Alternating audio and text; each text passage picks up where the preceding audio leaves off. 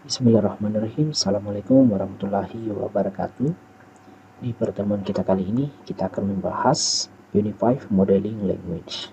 Sebelum kita lanjut, sedikit saya akan menyinggung tentang pemodelan sistem. Di pertemuan sebelumnya, kita sudah pernah membahas tentang salah satu pemodelan sistem, yakni menggunakan DFD atau Data Flow Diagram. Untuk pemodelan sebuah sistem, kita bisa menggunakan dua cara, yakni menggunakan DFD, Data Flow Diagram, atau kita bisa menggunakan UML ya, yakni Unified Modeling Language ya. Jadi ada dua opsi yang kita bisa gunakan. Nah, kebetulan di pertemuan kita kali ini kita akan membahas tentang UML ya. Oke, apa itu UML? Jadi UML atau biasa disebut dengan Unified Modeling Language adalah sebuah bahasa pemodelan visual yang digunakan untuk merancang dan memodelkan sistem perangkat lunak ya. Jadi sebelum membuat perangkat lunaknya, kita bisa merancang dulu seperti apa sih model dari sistem yang akan kita buat melalui penggambaran diagram dengan tentunya menggunakan UML ya. Kemudian UML juga terdiri dari berbagai diagram yang masing-masing merepresentasikan aspek tertentu dari sistem. Jadi di dalam UML itu ada beberapa diagram kita bisa gunakan untuk menggambarkan sistem yang akan kita buat ya. Nah, beberapa diagram ini yang paling umum digunakan diantaranya ada use case diagram atau diagram sistem, kemudian ada kelas diagram, kemudian ada activity diagram atau aktivitas diagram, dan lain sebagainya. Nah, diagram-diagram ini saling berhubungan antara satu dengan yang lain. Kemudian, apa sih fungsi dari UML? Yang pertama, memodelkan sistem perangkat lunak. Jadi dengan adanya UML, maka kita dapat merepresentasikan sistem perangkat lunak yang ingin kita buat dari berbagai aspek ya, termasuk struktur dari sistem itu seperti apa, dan seperti apa perilaku dari sistem itu, atau cara kerja dari sistem yang akan kita buat, dan bagaimana interaksi antara objek dalam sistem yang akan dibuat ya. Kemudian dengan adanya UML, maka para pengembang ya atau para programmer dapat memperjelas dan menyederhanakan pemodelan sistem yang rumit. Jika kita merancang sebuah sistem dengan skala yang besar, tentunya akan banyak kerumitan-kerumitan yang ditemukan di dalamnya dalam proses pengembangannya. Maka dengan adanya UML, diharapkan proses-proses yang rumit tersebut dapat disederhanakan dengan menggunakan sebuah diagram ya. Kemudian fungsi kedua adalah meningkatkan komunikasi dan kolaborasi. Dengan adanya UML, maka akan memberikan notasi grafis ya, dan dapat digunakan untuk menyajikan ide dan konsep yang rumit secara visual. Dan hal ini mempermudah para pengembang untuk berkomunikasi secara efektif dan menyederhanakan pemodelan sistem yang rumit.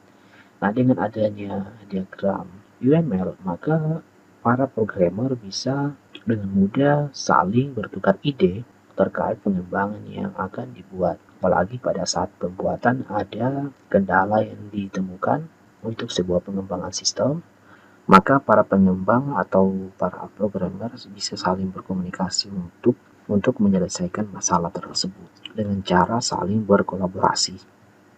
Kemudian yang ketiga, meningkatkan kualitas perangkat lunak. Dalam pengembangan perangkat lunak, UML membantu para pengembang untuk mengurangi kesalahan ya. Jadi diharapkan dengan adanya UML, maka kesalahan-kesalahan yang dilakukan kita dapat meminimalisir dan diharapkan meningkatkan kualitas produk akhir ya.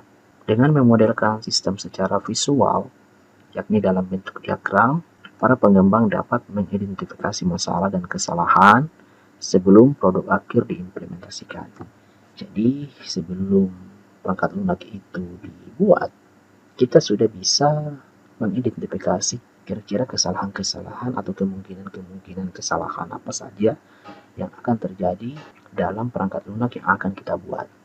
Jadi dengan menggunakan UML kita bisa mengidentifikasi masalah tersebut sebelum sistem itu dibuat. Kemudian yang keempat adalah meningkatkan efisiensi pengembang perangkat lunak ya. Jadi dengan menggunakan UML, para pengembang dapat merancang sistem perangkat lunak dengan lebih efisien. Lebih efisien di sini artinya para pengembang dapat menghemat waktu, tenaga, dan pikiran dalam pengembangan perangkat lunak. Kemudian dengan adanya UML juga akan mengurangi kompleksitas dan meningkatkan pemahaman sistem secara keseluruhan, sehingga memudahkan pengembang untuk mengembangkan perangkat lunak dengan cepat dan efisien. Jika ada pengembangan yang akan dilakukan pada perangkat lunak yang akan dibuat, maka dengan menggunakan UML kita bisa mengembangkannya dengan lebih cepat dan lebih efisien. Kemudian fungsi yang kelima adalah memastikan kepuasan klien.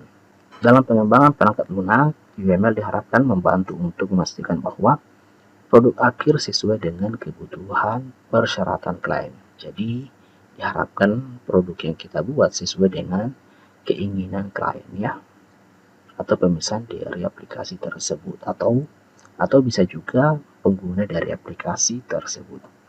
Dengan menggunakan UML, para pengembang dapat memperjelas ya dan menyederhanakan pemodelan sistem sehingga memastikan bahwa produk akhir sesuai dengan kebutuhan dan persyaratan klien.